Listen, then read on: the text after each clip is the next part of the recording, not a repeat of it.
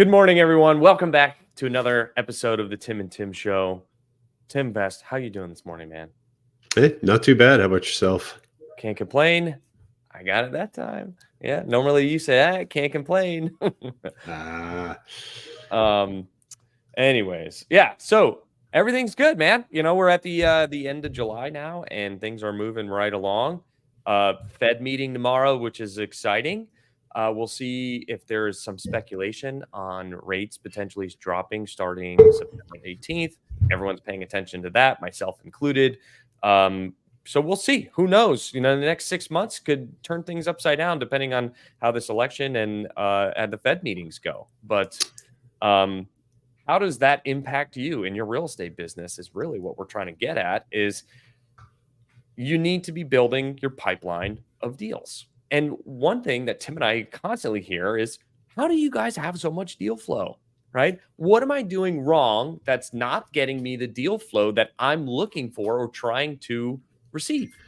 And the biggest thing, and we actually kind of, one of our coaching students kind of asked this question, and we talked about it, and he coined this. So Brian, if you're watching this, he was like, "Oh, so that's kind of the Trojan horse to how you get deals with brokers." And I don't think it's much of a Trojan horse. I think it's a lot of common sense. But we just wanted to talk about those things, those kind of things today, and hopefully you implement them into your real estate business so that you can get better deal flow. So everyone knows real estate is a relationship business first and foremost.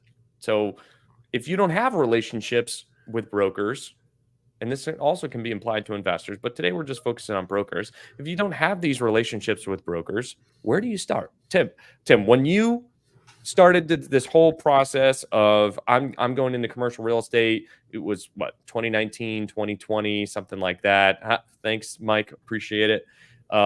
What were some of the things that you did in order to start to build up that deal flow and that deal pipeline and build those relationships with brokers that ultimately knew you didn't have any experience, but you really wanted to get deals from them in order to get your foot in the door? I mean, it's kind of like a catch-22, double-edged sword, whatever. There's a bunch of different things there. How do you actually like break into that space so that you can start to get those deals? yeah. So for me, it was looking for reasons to create a conversation with a broker, right? You know, I wanted to make sure that brokers knew I was serious, basically, because you know, experience or not, one of the biggest things that brokers don't want to do is waste their time, right? And that's one of the reasons they look for experience is it's not so much like, I mean, come on, guys, let's be honest. Most brokers don't care if you can operate a deal, No. Yeah, they have right? no benefit of you operating a deal or not. Yeah. Most brokers care on if you can close a deal. And then I would say probably a little bit ahead of that is, are you even serious about looking at their deal? Right. So, I was looking for ways to make myself appear serious because I was. And that if I got something under contract, I was damn sure going to work my ass off to close it. Right. So those are the two things I focused on. So, I would when a broker put out a deal that I was interested in talking to him about, I made sure that I educated myself on the deal that they presented and could speak to some piece of it intelligently.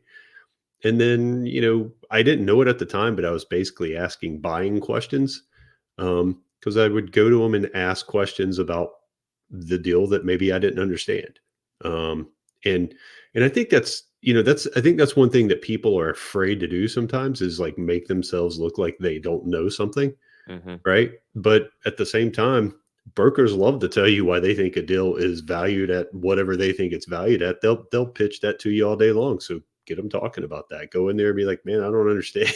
I don't understand how you're getting to that price point. Tell me something. Tell me about it, right? So for me, Tim, to sum it all up, it was like I was basically going in looking for ways to create conversation, just to create conversation. That was it.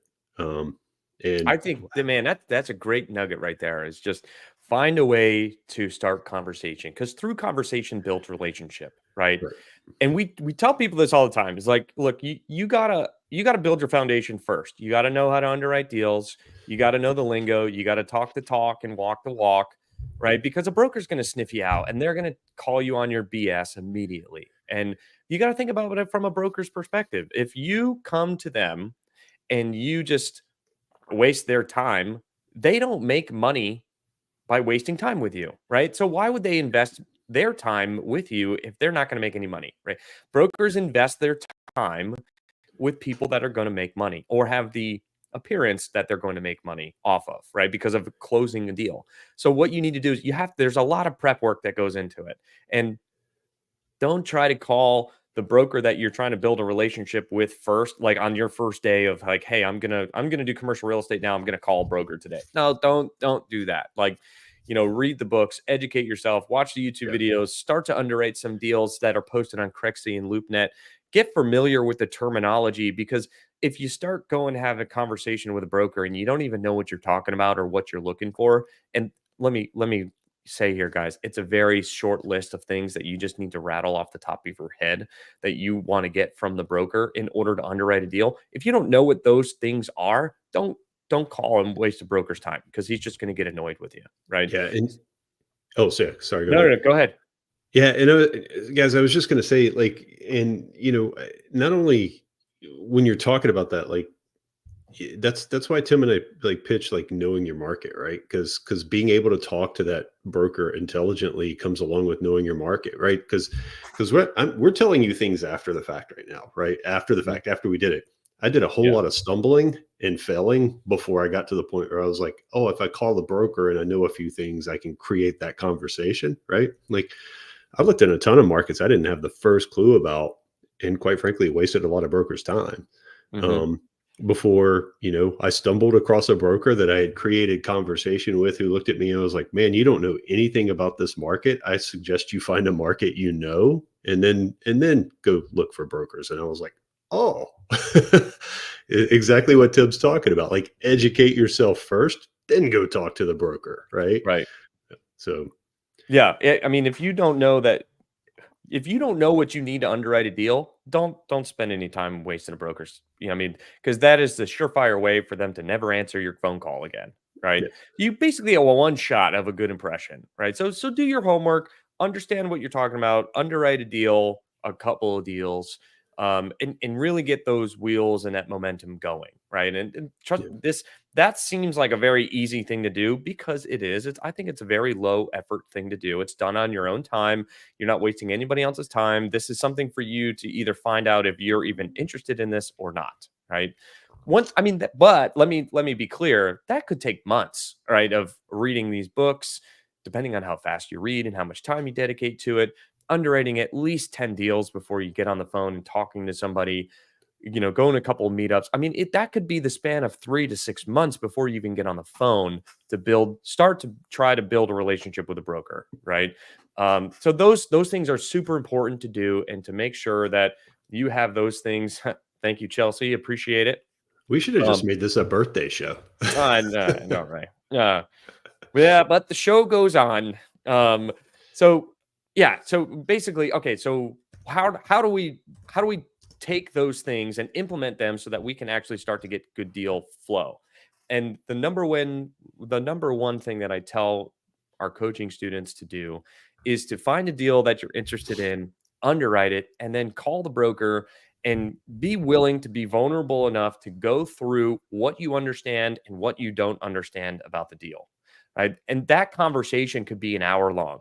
It could be what my rents are, what my current rents are, what my pro forma rents are, what my expenses are, what my taxes are going to be, what my insurance could be, what my projected exit price per door and cap rate could be, what my capex budget could be, what my market rents, all of these things. When you start having a conversation with the broker and going through all of these different checkpoints, a couple things are happening on the broker's perspective. I was like, hey, this guy actually spent time to underwrite this deal and is really trying to make this thing work, trying to have an understanding of why the asking price is what it is, and if this deal is going to work for him or not.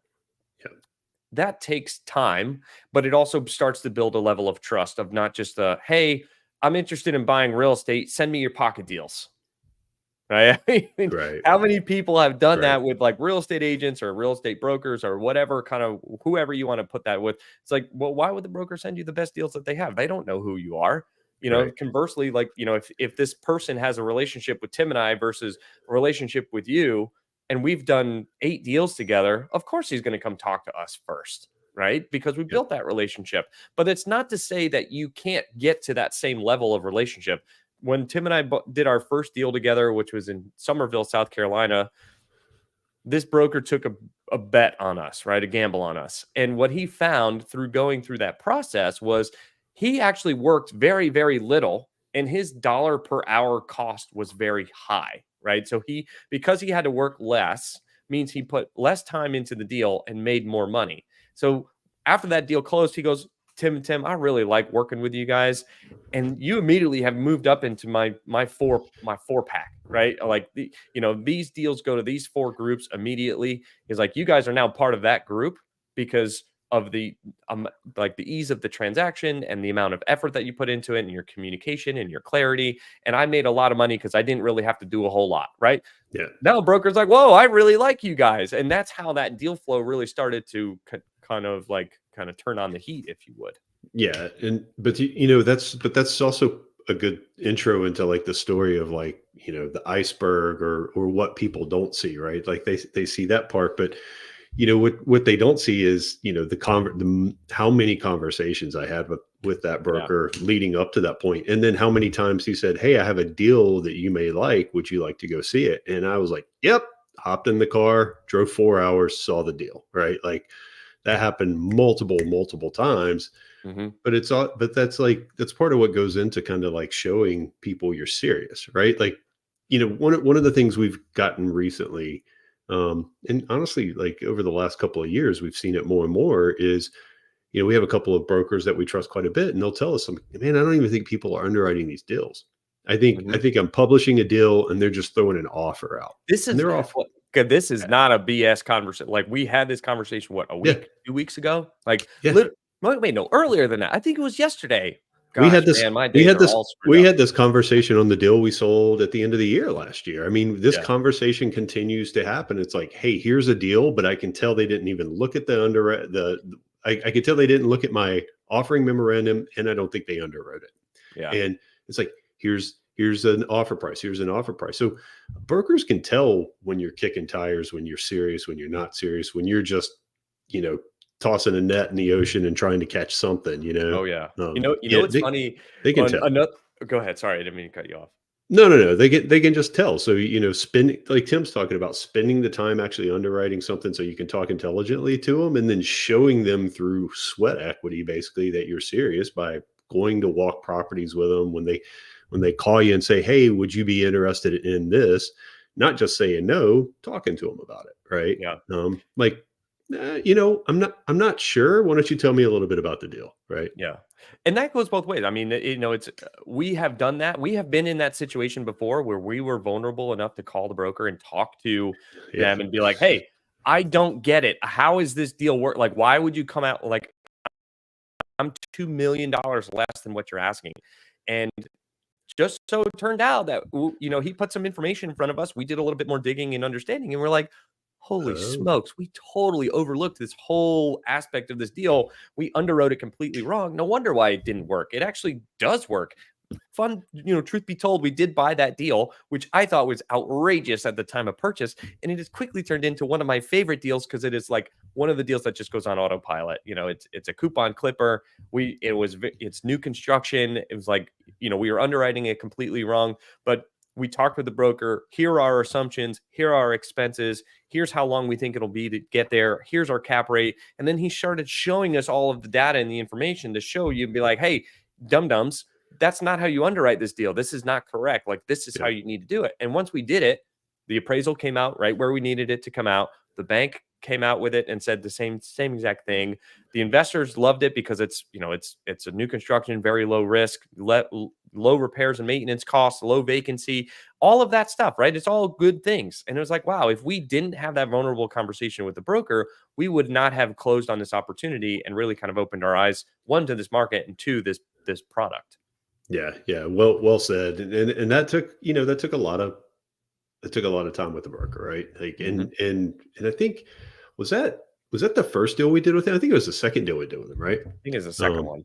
Yeah. And, Yeah, but but the yeah, but you know what was interesting is the first deal. The reason I asked him this is because the first deal we did them was actually a pretty challenging deal. The seller was quite challenging, but I think part of it was that the broker saw like the way we were willing to work through challenges with a difficult seller, and he was like, "Man, these guys really stay after it. They really stay after it. They don't just go." "Psh, done. I don't Yeah, feel like walk talking to this away. guy anymore. Yeah. Right. So basically what we're getting down to is, you know, you got to show effort, right? You got to show effort. There's really no secret sauce to this. That's not easy, to be honest. You just got to show effort and got to be willing to put the time in and have the conversations. And and you'd be surprised, I think, how far it goes. And Mhm. then, one thing back to the market piece, one moment is that don't underestimate how much knowing the market just creates opportunities to have a conversation, because I have brokers, like one of the brokers we were just talking about, they will call me and ask me about a market in the Carolinas. Hey, what do you think of this market?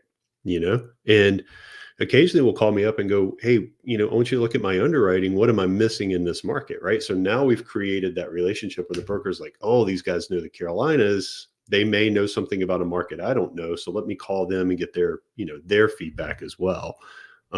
So, when you start to be known as kind of like an expert in your market, it creates a reason for brokers to reach out to you as well. And that's huge when it comes to deal flow.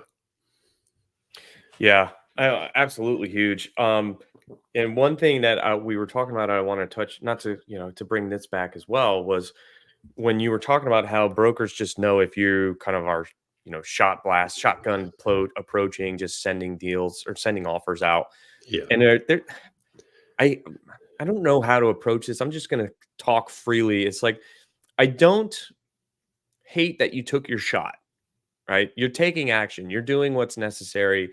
You're making offers. Maybe you get lucky.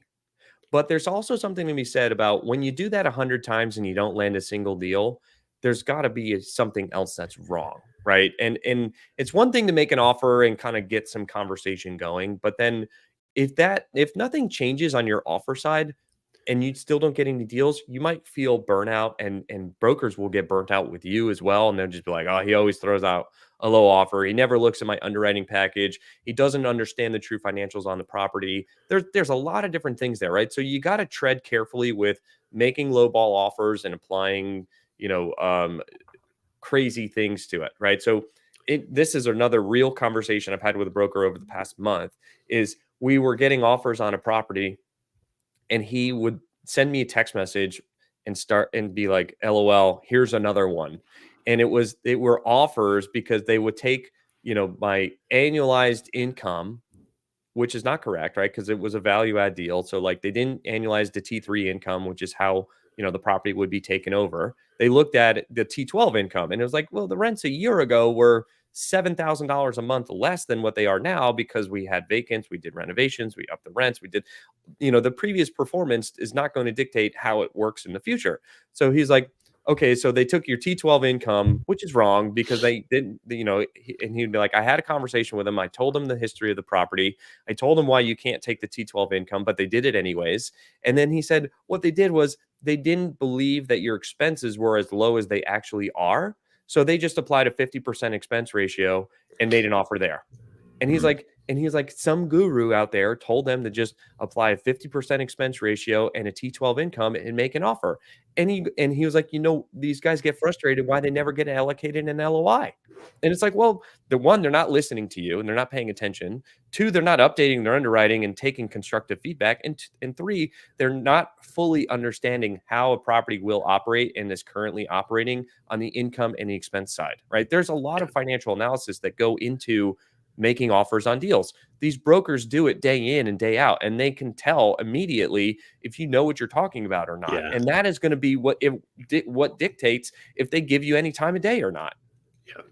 Yeah. And because brokers understand, and Tim understands, I understand, and it comes through practice, right? That those expense ratios, guys, they're okay for back of the napkin, probably not good for making Yes. an offer, right? Right. Yeah. Great for back of the napkin. Like, hey, like in a conversation of okay, well, I think the NOI is roughly this, like, see if they're all interested in offer here. But if you get actual financials, you get actual rent rolls, you spend an hour on the phone with the broker, he tells you everything that's happened at the deal, how to underwrite it correctly, to have the whole vision of what this property is going to do, and then you just don't do it.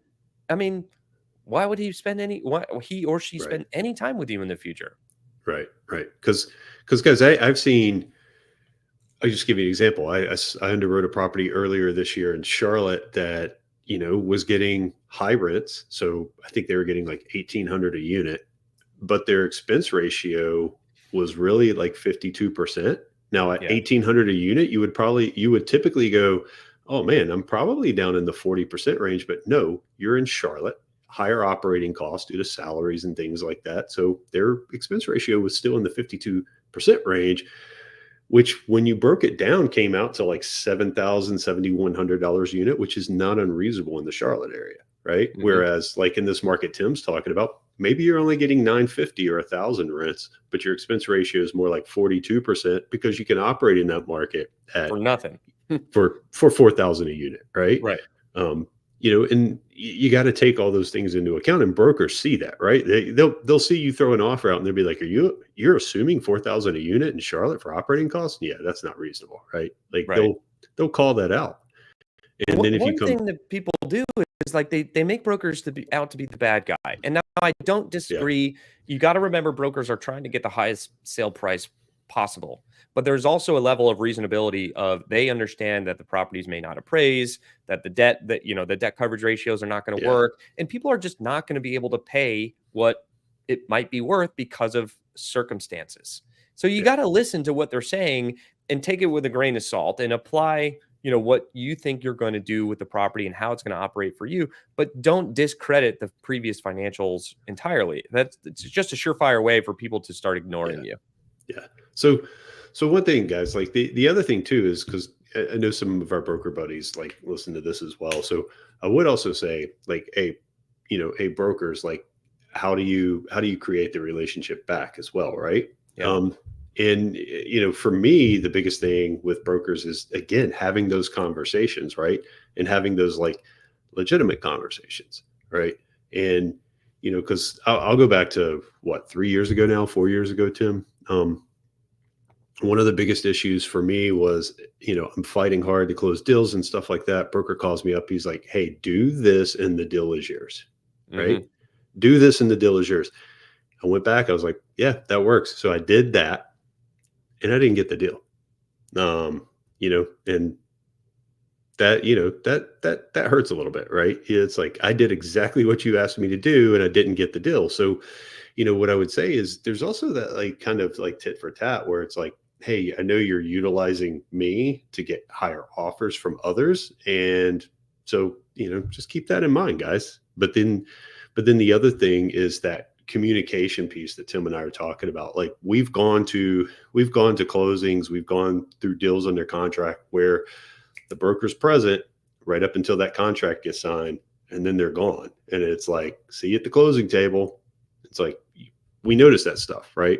We absolutely notice that stuff. Like I'm going through one right now where we've been under contract for a while and I haven't seen the seller's broker in months, like nowhere to be seen.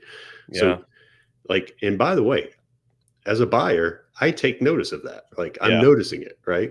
And Yeah. I'm like keeping that mental Rolodex of probably not who I want to work with when I go to sell this same property, Hmm. which right. And Absolutely. so just kind of keep that in mind, guys. Like and buyers, sellers out there, guys listening to this, be watching those things, right? Be watching those things. Like when you bought something, where was the seller's broker? How did the seller's broker act? How did the seller's broker treat you? Right. Hmm. And just kind of keep a mental Rolodex of those things because you're going to want to create some pretty close relationships with a couple of brokers so that when it comes time to sell, you feel confident in taking it to them to sell, right? Hmm. Because Tim and I have worked with bought a couple that we buy them, and we're like, man, that guy's aggressive, right? That guy's aggressive. But it's like, do I really want to relist with him when I go to sell? I don't know. I don't know if I like the way he does deals. So Yeah. I probably go back to my same tried and true two or three guys that I have a really good relationship with. So, it Yeah, kind of works both relationships are ways, right? yeah, that's what I Yeah, said. Relationships a two-way street. right. Buyers and sellers always analyzing the brokers and vice versa. So spend time building those relationships, having the conversations, and just trying to build genuine relationship with somebody. I mean, we were on the phone. I mean, hell, we spent too much time on the phone with this one guy, and I even, we kind of had the same conversation with him. I was like, why do you spend so much time on the phone with us? And he's like, well, because you guys close deals, and I like you guys, right? I mean that those two things right there is what will lead to you getting more deals and better deals, right? Yeah, And I was like, okay, Chris, and the same thing can be said in our business for things that we don't want to spend time on things that don't make us money. And same thing as a broker, right? And I'm right. sure anybody listening to this call is going to say, yeah, there's a lot of things that I don't like to spend time on because it doesn't make me money. In a Right. broker's perspective, right? Because this is all about how do you get more deal flow from your broker. In a broker's perspective, they don't want to spend time with you if they're not going to make money off of you. So, don't feel like they owe you anything because they don't, right? Right. And if you were in a service position, or maybe you are, you understand you have good customers and bad customers, and you know which ones you want to spend your time and effort on. The same thing. It's no different, right? Than what they're doing. So the most difficult thing in order to get into real estate is building the relationships necessary to get deal flow, to get investors to invest in your deal, to work with other partners that have operational experience or bring other things to the table. Everything is going to come down to a relationship based conversation. And the more time and effort you put into genuine relationship is going to result you in a more positive effect of what you're trying to get out of this whole thing, which is more deal flow, more investors, more fun, more relationships. Like, those relationships, they turn into your, not only just business partners, but your friends, right? I mean, like, you start sending Christmas cards to each other and, Christmas gifts and, birthday text messages and all this other kind of stuff, because that's what it really turns into, because real estate is a long-term game. So build Yeah. long-term relationships in the markets that you're trying to buy deals in, and it will benefit you in the long run. Yeah. Yeah. No, well said. Well said. And guys, just one other little thing. Me personally, and I say this all the time, I really like guys who kind of own their own small independent brokerage. Love it. Mhm. They're the guys who will hop on the phone and talk to you. And they also tend to be the best mix of like have been doing this a while and understand it and still willing to spend the time with their clients. And I really like that kind of stuff. Yeah. What's up, Joe? What's going Yeah, on, you man? you you don't need 30 brokers, right? And we say this all the time. I know that we say this all the time. You don't need 30 brokers. You need less than a handful of Yeah, good, solid relationships with brokers. They will keep your deal pipeline more full than what you know what to do with. And if you start to outgrow that, sure, they're going to make recommendations to other people and be like, "Hey, because brokers know brokers, right? So they're like, hey, if you got more deals, like I don't have any more deals, and these guys are trying to buy more, go reach out to this person." And then you see how that web starts to continue to yeah, grow, not only from the broker's perspective of like, hey, I'm sending this guy, this broker, people that are going to make, he's going to make money off of. And it builds, a relationship with the broker where they start to do the same thing, where it's like, hey, well, I don't have anything right now. These guys are my trusted buyers. I'm going to send them over to you. If you have something, like, work with them, show them your good stuff, kind of thing. yeah. Really good point, Tim. Because hey, guys, go back to the deals Tim was talking about, where it was like the deal in Charlotte, and then we bought the new build deal. Hmm. That broker for those two was referred to us by another broker. Yep. Yeah, Because he didn't have anything, and we were like saying, hey, we're ready to buy again. What do you have? And he's like, I don't have anything, but reach out to this guy. Or, yeah, he introduced us and said, kind of introduced us and, kind of broke the ice there. And he was like, what do you have working on? This is my trusted broker friend. I trust you guys as buyers that you will represent me well as a referral. And he's going to make money off of you. And then that continues to build the relationship. And everybody knows everybody. It's a very, North and South Carolina, very big states, but they're also very small states at the same time. So, oh yeah, what goes around comes around. Make sure you're minding your P's and Q's when you're having these conversations, that you're building these genuine relationships, and you're putting in the actual effort, and you're not just, be honest with yourself and make sure that you're not just expecting people to do something for you. Because if you're new in the real estate world, or in the multifamily world, or in a new market, or whatever have you, you're starting at the bottom. You're at level zero. You got to work back up to level 10 to be the hot daddy in the market, right? But when you're the new guy on the block, you got to earn your stripes still. So remember that when you're going into new markets, that the relationships have to be rebuilt. Nobody owes you anything, and go out there and continue to work for it and build genuine relationships. And take care of your brokers that you like, by the way. Yeah, that too. So, all right, guys. Well, this has been fun. Appreciate it, and we will see you all next week. Peace.